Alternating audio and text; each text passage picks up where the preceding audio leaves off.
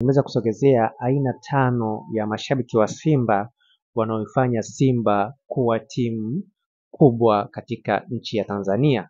Ni muhimu sana kujua kwamba kuna aina 5 ya mashabiki wa Simba wanaoifanya timu ya Simba kuwa timu kubwa nchini Tanzania.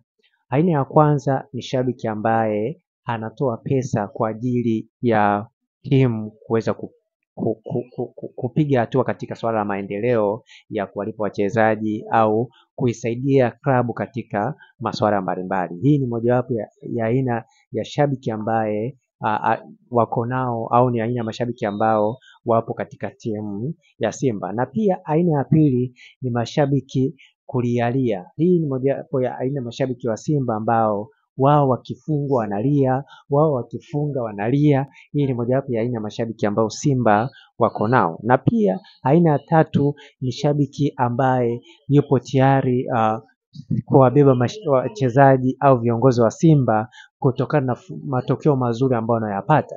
Hii ni mojawapo ya aina ya mashabiki ambao Simba iko nao. Yaani wako tayari, kuna aina ya mashabiki ambao wako tayari kuwabeba wachezaji kutoka Dar es Salaam mpaka Kigoma mgongoni kwa sababu ya kupata matokeo mazuri. Kwa hiyo hii ni aina mojawapo ya aina ya mashabiki ambao Simba wako nao. Na pia aina ya 4 ya mashabiki ni aina ya mashabiki ambao hawataki kuwasiliana au kuongea vizuri na timu pinzani, mfano Yanga au Azam au timu yoyote. Yaani wao wanapokuwa wanaongea au wanabishana, ngumi zinaweza kupita.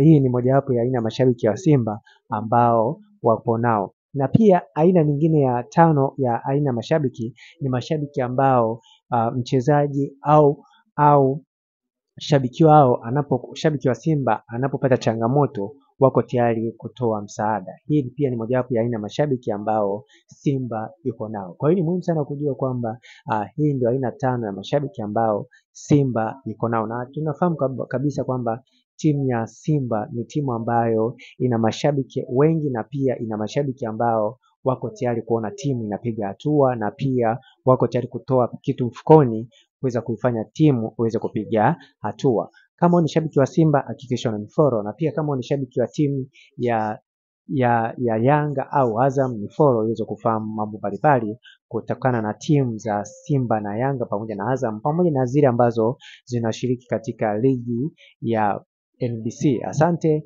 na karibu. Naitwa Isaac Kanyankole.